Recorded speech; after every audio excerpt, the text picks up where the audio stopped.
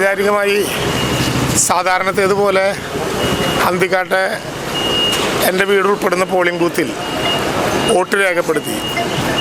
വലിയ ശുഭപ്രതീക്ഷയോടെയാണ് ഈ തെരഞ്ഞെടുപ്പിലും ഇടതുപക്ഷ ജനാധിപത്യ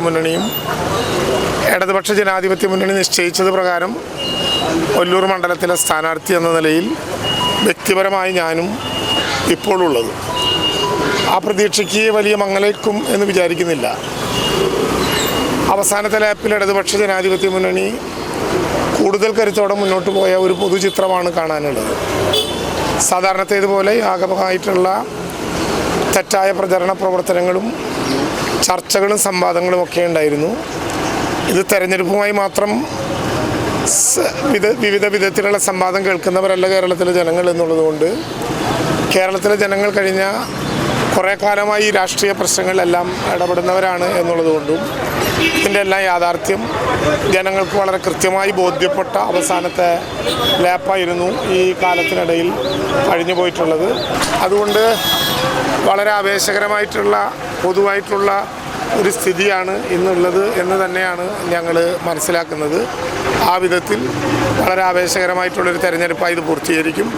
ഇടതുപക്ഷ ജനാധിപത്യ മുന്നണിയുടെ പൊതുസ്ഥിതി തുടരും എന്ന് തന്നെയാണ്.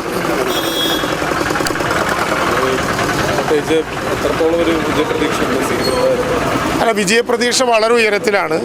തീർച്ചയായിട്ടും ഇടതുപക്ഷ ജനാധിപത്യ മുന്നണി വിജയിക്കും.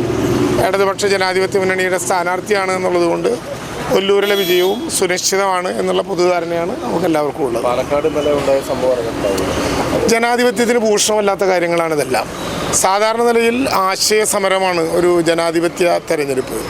ആ തെരഞ്ഞെടുപ്പിനെ ഏതെങ്കിലും വിധത്തിൽ ഒരു തരത്തിലുള്ള സ്വാധീനമോ പ്രകടനമോ നടത്തുന്നത് ഗുണകരമായിരിക്കില്ല എന്നു തന്നെയാണ് പൊതുജനതയുടെ അഭിപ്രായം. ജനങ്ങളുടെ വികാരം കണക്കിലാക്കാതെ ജനാധിപത്യത്തെ ഏതെങ്കിലും വിധത്തിൽ കിറ്റ് കൊടുത്തോ പണം കൊടുത്തോ നമ്മുടെ നാട്ടിലെ ജനങ്ങളുടെ പൊതുവായിട്ടുള്ള ഹിതത്തെ അട്ടിമറിക്കാമെന്ന് ആരെങ്കിലും കരുതുന്നുണ്ടെങ്കിൽ അവർക്കുള്ള മറുപടി കിട്ടാൻ പോകുന്നത് കോടതിയേക്കാൾ പ്രധാനമായി ജനങ്ങളുടെ കോടതിയിലാണ്.